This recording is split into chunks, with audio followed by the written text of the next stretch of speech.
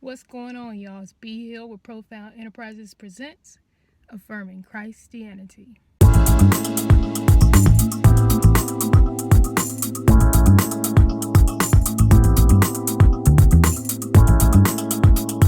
What's going on, y'all? Just got home from work. Just want to come to you real quick with a conversation that Kamo and I had not too long ago, talking about having a Judas in your life. And sometimes you experience situations where you come in contact with Judas on multiple occasions. So what do we mean by having a Judas in your life? For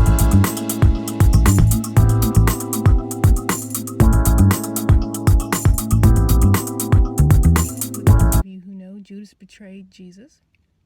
And throughout life, we come in contact with people. We fall in love with people. We have relationships with people and friendships with people that betray us, that reject us, that show that they are not loyal to us.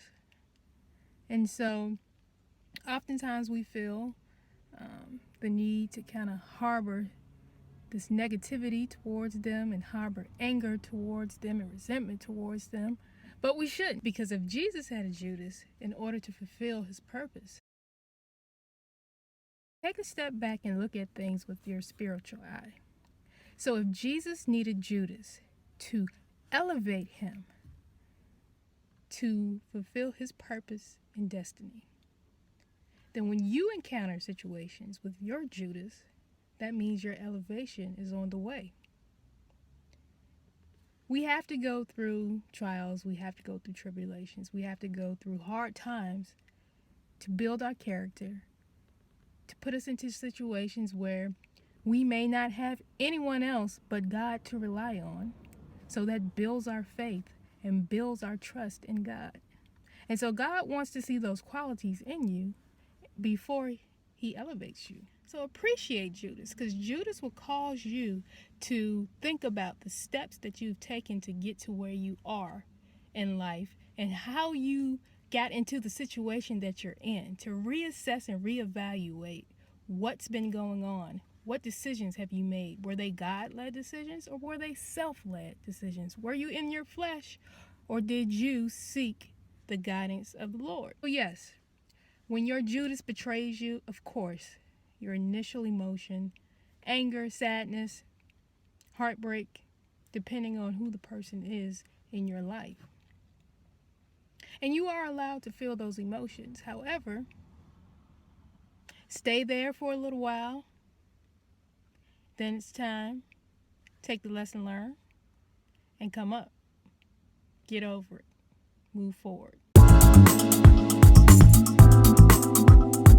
So, God will let you go so far before it all comes crumbling down for him to say, stop, I need you to think and think it through.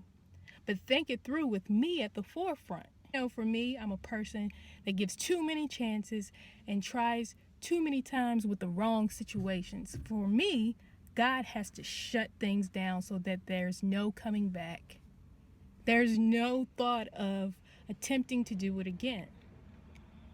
So for me, Judas is much appreciated. And yeah, there's initial pain and hurt and there may be sadness. But that's God's way of slapping me and saying, hey, wake up. This is not what I intend for you to have. And a lot of times we know that. We know that, you know what? I don't think this is quite right. I don't think this is what God wants.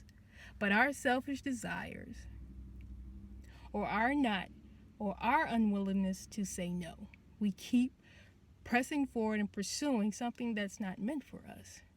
And so God throws Judas in there to screw it all up so that there's no looking back and no turning around.